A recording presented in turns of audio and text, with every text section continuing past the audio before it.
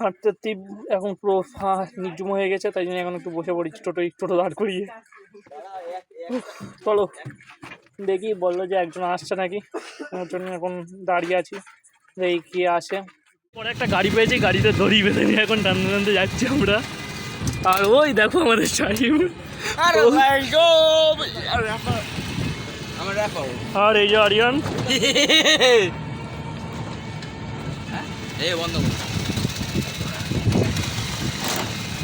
ওই দেখো আমাদের ভাইরাল মুন্না।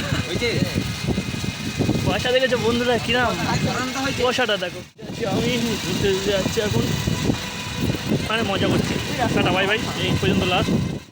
ভাই এর কাছে যখন একবার ফোন করেছিল, এই যে রাত্রিবেলা এত সঙ্গে সঙ্গে চলে এসেছিল, না ফোনে যে এসছে এটাই অনেক। 12টা 13টা বেজে যেত সেদিন রাত্রিবেলা।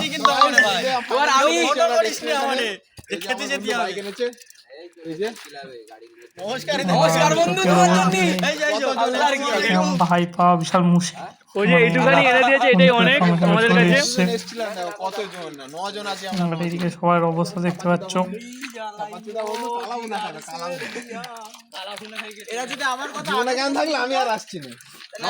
গাড়িটা কম চুরি হতে পারে, কিন্তু কি বলে মন না না কি বলে ওটা সঞ্চার সাথে নাকি ও না না ভুল হচ্ছে বললি না বন্ধই করবি। তো বন্ধুরা এখন ফাইনালি বাড়ি চলে এসেছি। আজকে যা হলো প্রচণ্ড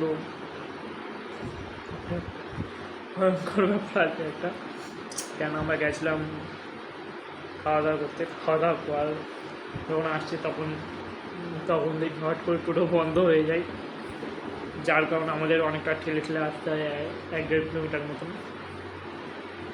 তারপরে ওই আসিফকে ফোন করা হয়, মানে একজন ওকে ফোন করে ওখান থেকে, তারপর ও আসে, ও এসে তারপর আমাদেরকে বাড়ি নিয়ে আসে। আর ও যে একটা ফোনে যে সঙ্গে সঙ্গে চলে এসছে, এটাই অনেক বিশাল একটা বড় ব্যাপার ভাই। ওকে তো আমার তরফ থেকে সেলুট ভাই, এখন এত রাত্রেবেলা কেউ আসে না। এখন 12টা বাজে, তখন তো কত এরকম সামথিং কত হবে, 12টা এরকম কত হবে, যাই হোক আমার সঠিক টাইম তখন আমি দেখিনি। তো আজকে আমি এখন একটু শোবো, বাদ বাকি কালকে তোমাদেরকে আমি দেখাবো কী হয়েছে। এসে প্রচণ্ড ক্লান্ত হয়ে গেছি, যেহেতু আমি কোনো ভিডিও এডিটিংও এখন করতে পারবো না। কালকে তোমরা দেখতে পাবে কালকে আমার সঙ্গে কী হয়ে, মানে আজকে কী হয়েছে কালকে, সেই ভিডিওটা তোমরা দেখতে পাবে কালকে।